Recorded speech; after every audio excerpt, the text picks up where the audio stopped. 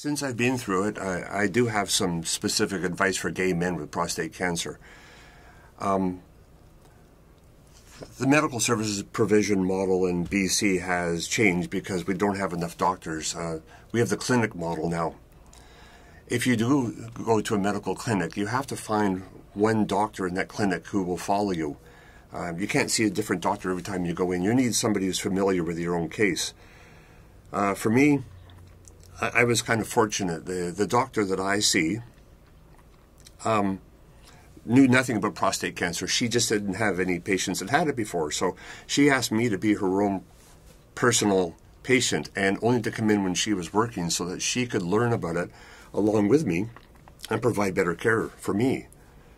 And this is 3.5 years now, and she still has the same idea that I'm only to see her so that she can become educated about prostate cancer, about brachytherapy, about the long-term effects, that kind of thing.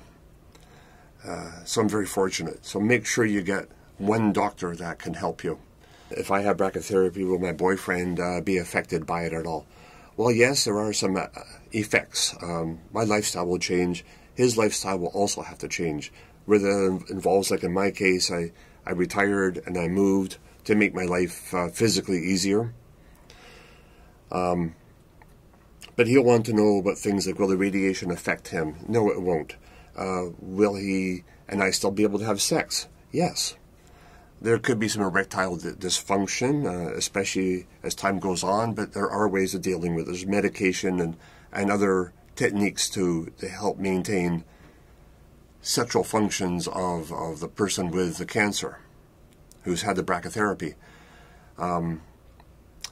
The cancer is not communicable. It's not a communicable disease. He's not going to catch it from you.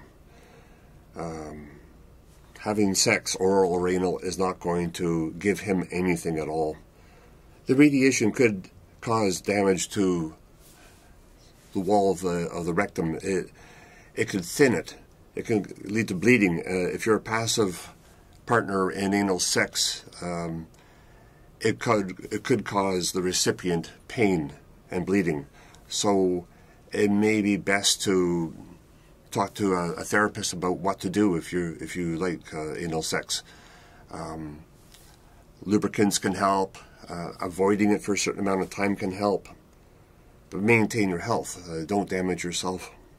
But the biggest sense of loss is associated with others around me. I've had absolutely zero support from my family at all. I suspect this will be the way it is with a lot of gay men. So our friends become our families. Talk to them. Develop your support network. Keep them informed. Keep them in the loop. And I should mention here that you should find one person who will be an advocate for you, somebody to take to doctors' meetings and listen, because we all know that at times of stress we hear at the most 10% of what the doctor or some other person would say.